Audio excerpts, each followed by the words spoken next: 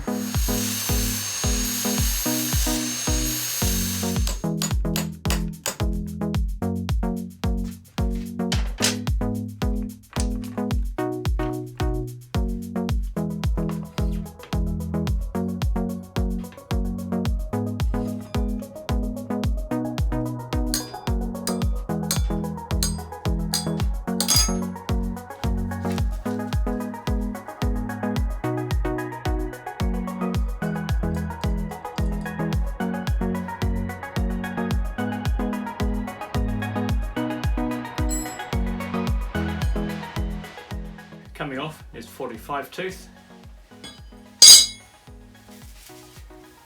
Going back on is a much lighter aluminium 50 tooth.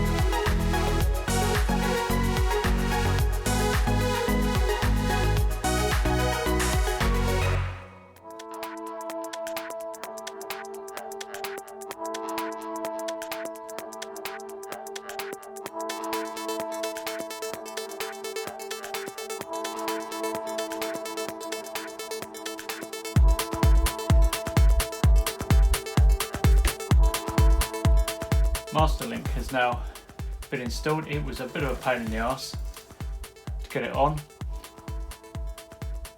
Now, closed end goes this way. I'm probably going to order a proper road link for this because I'm not really over keen on these, even on a low power machine like this. So that will get done. Chain's been adjusted. Axle needs torquing up, otherwise everything is ready. The ABS sensor is back in. So I need to reconnect the mudguard. As you can see, there's plenty of room under the chain guard for the bigger chain ring.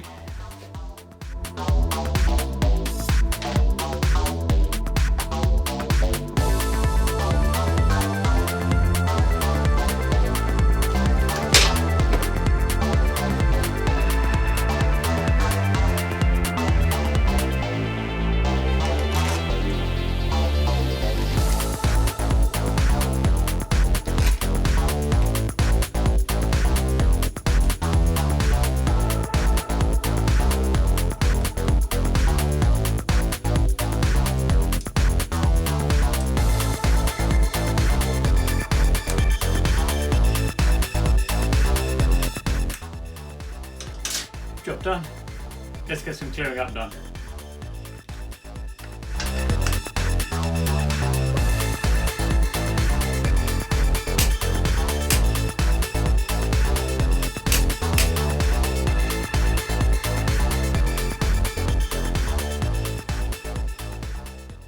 Right, so chain is replaced and new slightly larger sprocket put on. How it rides we'll have to find out. Can't find out just yet. It's probably going to be a few weeks before I do, but I'm happy with that. There are a few challenges in fitting the parts, but anyway, it's on. I'm happy with the look of it. So for now, that's it for the upgrades for this bike.